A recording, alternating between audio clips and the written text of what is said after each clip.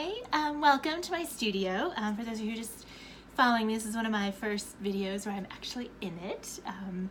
My name is Jillian and I'm with JillyBean Pottery, and I'm doing a experiment today, and I thought I'd share with all of you guys. So I have this Terracotta Planter here, and I actually have a program where I do a planter a month.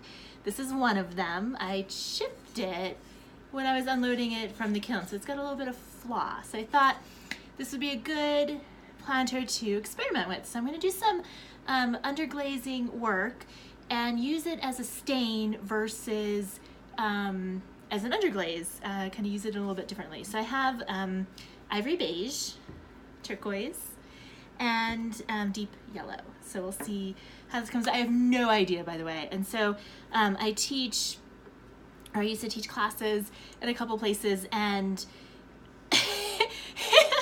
a lot of my demos were kind of like this, where I was winging it. And so I thought, you know, just go for it. I have no idea if it's gonna look good or not or whatever. I have a great tire pattern here, and let me show you actually that really fast. I found these on the side of the road back in December, and so they're great pieces of rubber and texture. I'm a little bit of a texture found object freak, in addition to making my own stamps and things like that. So that's what I have pressed in here. You can probably recognize some of them. I don't know how well you can see that, but I do have different textures. So well, I'm going to be painting these on, and I'm using them, and I'm going to brush them on, and I'm not, I guess, really tied to exactly, you know, what color where. I haven't really thought that through. I do think these things through a lot of times when I'm, you know, working up front, but this, because it's an experiment and, you know, could show me some new directions for my work, I'm just gonna kind of go with it and see what happens. So hopefully you guys can go with it as well with me. I like to wing it, and you know, an interesting thing while I'm painting this, not the most interesting part of the process seeing me paint, I'm just using a regular brush. You can buy these anywhere, ceramic supply stores, but I actually like to get mine from a store called Daiso. If you guys have never been there, it's a Japanese store. It's kind of a dollar store, but everything's $1.50, and they have these great brushes for Chinese brush painting, and they're $1.50. They're great.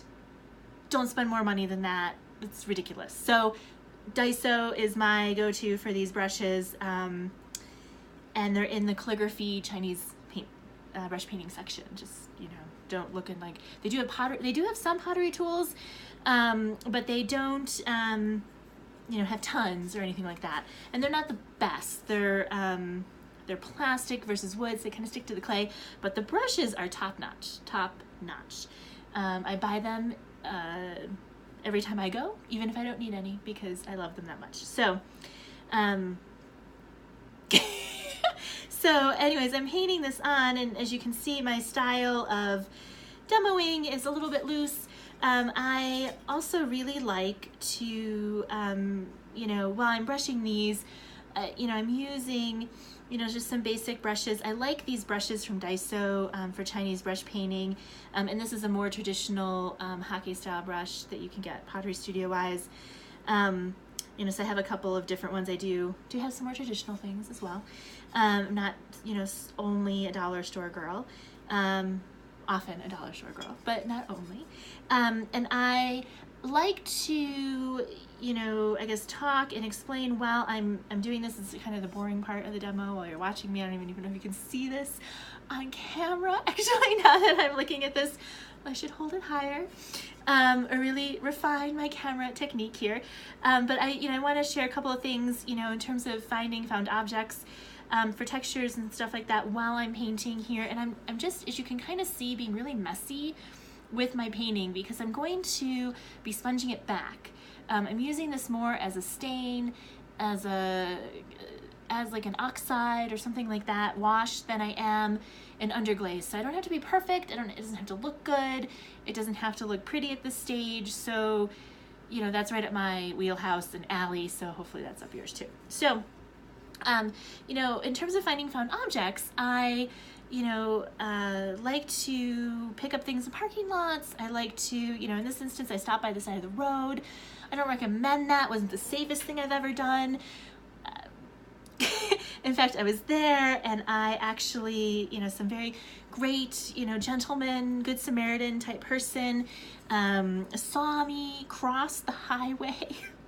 Cross the highway, I felt so bad. Cross the highway to come save me. And I was like, I'm a ceramic artist. I'm just weird.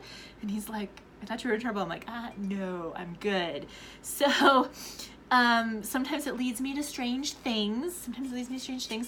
But just know, don't be afraid to stop. And, I'm not advocating anything unsafe. Certainly stopping by the side of the road to pick up pieces of tire, not the safest thing. I guess you could adopt a mile of highway. That might be, a more cohesive approach to the whole thing. I'm using, so anyway, so just, something to keep in mind. But I find lots of cool things, and what I would do to get started is I would really just pick up stuff and don't have any preconceived notion about what it will do, because you don't know. I mean, it's not like you're going to carry clay around with you. I don't carry clay around with me to press things in to see how it goes. I would forget it in my car. It would dry out. It would just, not necessarily the most, what's the right word? Well thought out plan, although now that I'm thinking about it, could be a good idea. Who knows? So, you want to, but be open, pick up things that you think could be interesting, you never know really. And I would pick up stuff even if you're like, this is dumb. Because what you'll find when you start doing this is that, you'll take these back to your studio, you'll start pressing them in clay, and you'll start getting these really interesting things. And I like to build pattern and things like that. And so do stuff repetition, do stuff just by itself, play with it, live with it for a while, do some test tiles, all sorts of things. So, just have fun with it. And so I've kind of painted this all in my textures, not where it's smooth. And you can see I've done some white, I've done some turquoise, I've done that deep yellow, which I may regret. We'll see. I was gonna do orange, but this is already an orange clay. So you can see I have this. This is bisque fired, by the way, so it's I don't have to worry about handling it. I chipped it in, unloading it from bisque fire, so that's good. But you can see I've been really messy with doing this, nothing too clean.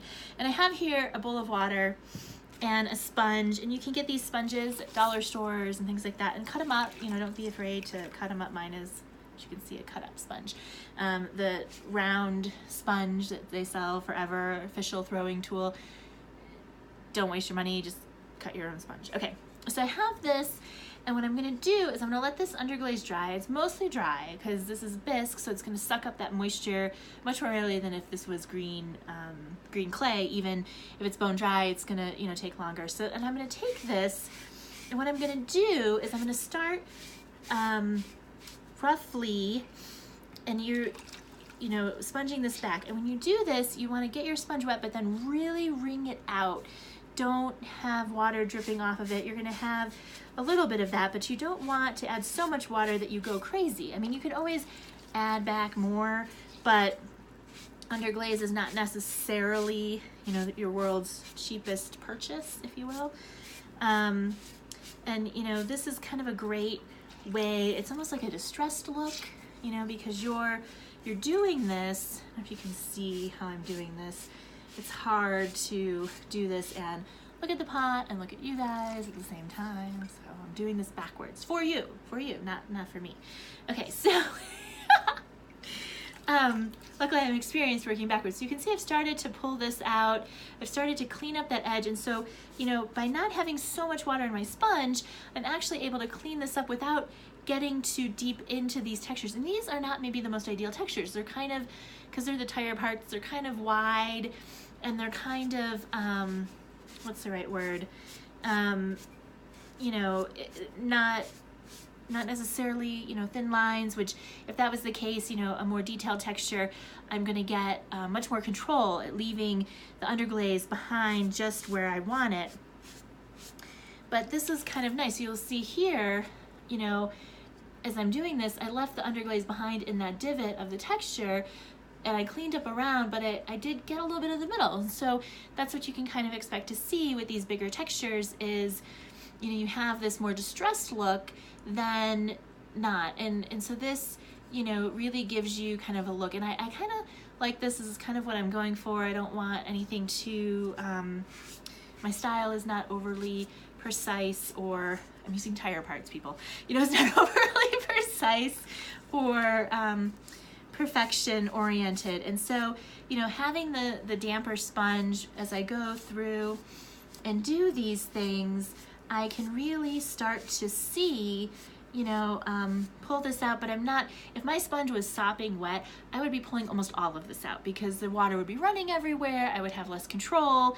And even though this might look like, you know, the least controlled process you've ever seen someone do, there's actually a little bit of control here, people. I know it's hard to imagine, but it's there. So,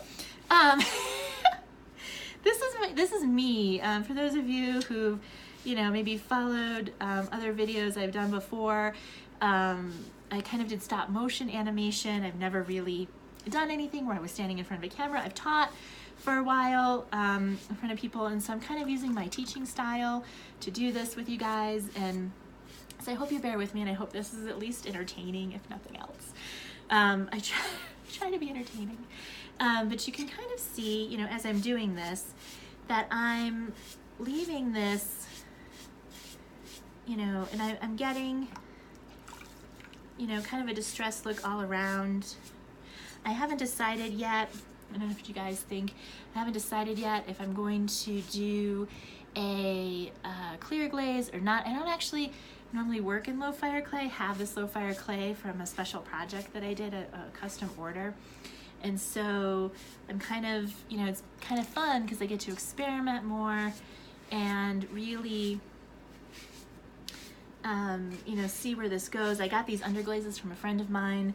I'm too cheap sometimes to buy underglazes, you know, and I don't really use underglazes so much. I love Mishima. I'm gonna do a video on Mishima for you guys. I think that'll be a lot of fun for me because that's actually one of my favorite techniques. I'm kind of glad that I got these underglazes from my friend the other day because it gives me an excuse to do Mishima, which isn't normally my bag, but we're gonna make it my bag for a little bit.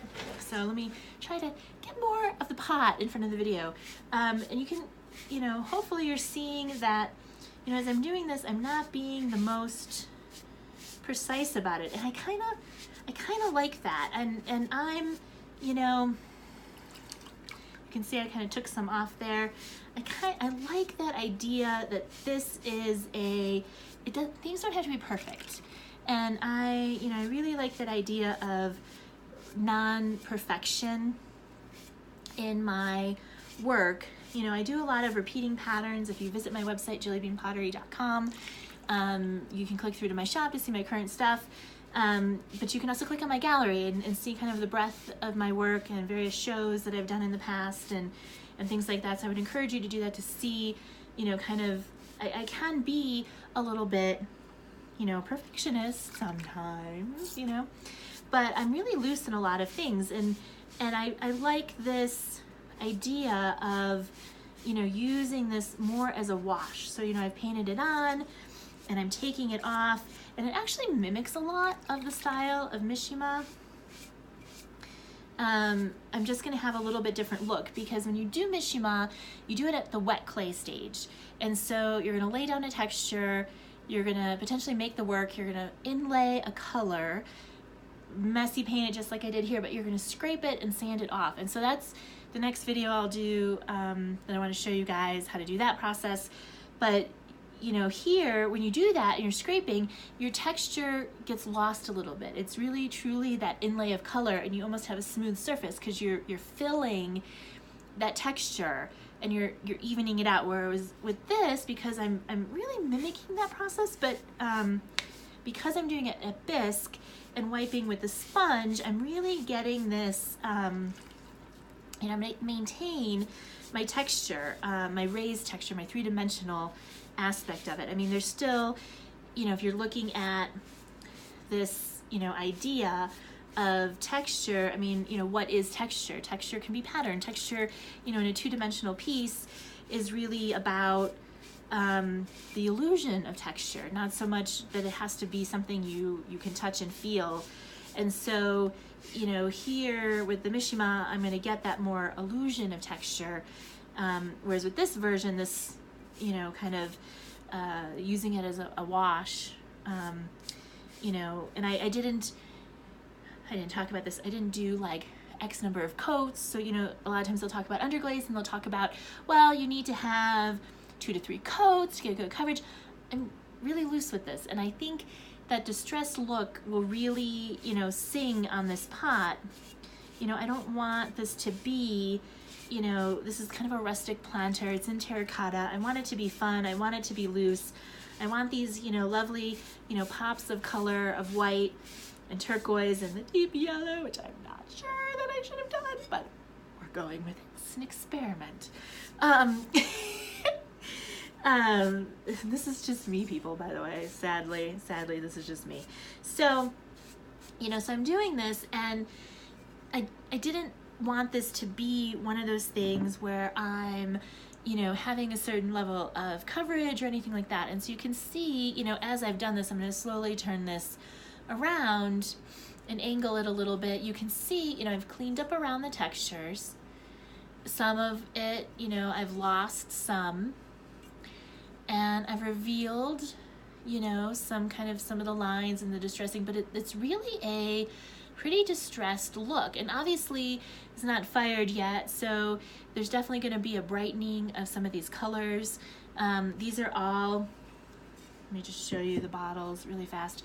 These are all the Amoco Velvet underglazes, and so they're great underglaze. You know, I'm doing this on a terracotta pot, but this underglaze goes from cone 06 all the way up to 10. They have a great chart that you can get online that shows the changes in color. Some don't quite stay as intense at 10. So, you know, but you can use these at any firing temperature. I mostly fire to cone 6 at this point, and obviously some terracotta for fun. So that's great about these is you have that versatility if you're doing different firing temperatures and things, and some people might do that. So, you know, you can see here I have, you know, kind of a messy look at, you know, this pot, and you can see, you know, here it's not a perfection of cleanup. You could go back and change your water. I'm not changing my water right now. Change your water and clean these up a little bit more, but I kind of like the idea that this is a distressed pot and it's not a, you know, perfection of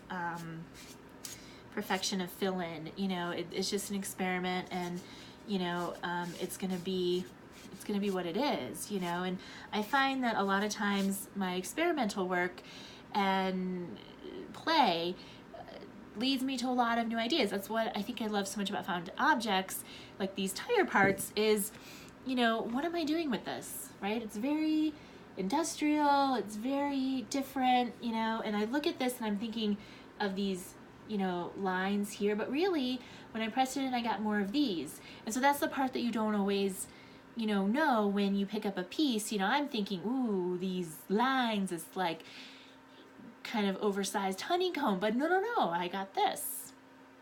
And, you know, because this part was raised, and so sometimes you don't always think things through. I just kind of pick up everything that looks interesting, and then I can play with it, and then I can see, you know, what's it gonna do? How's it gonna work? Do I like it? The one great thing about this planner of the month that I'm doing is it's a limited edition planner each month, and so that month's planner is a total me playing around. I only have to make, you know, a limited number for that month, and it just makes, you know, a great opportunity for me to play and do something that's not my normal production work, because I, for those of you who don't know, I do production pottery. So, and I make millions of these planters, millions of this shape. This is my shape. And,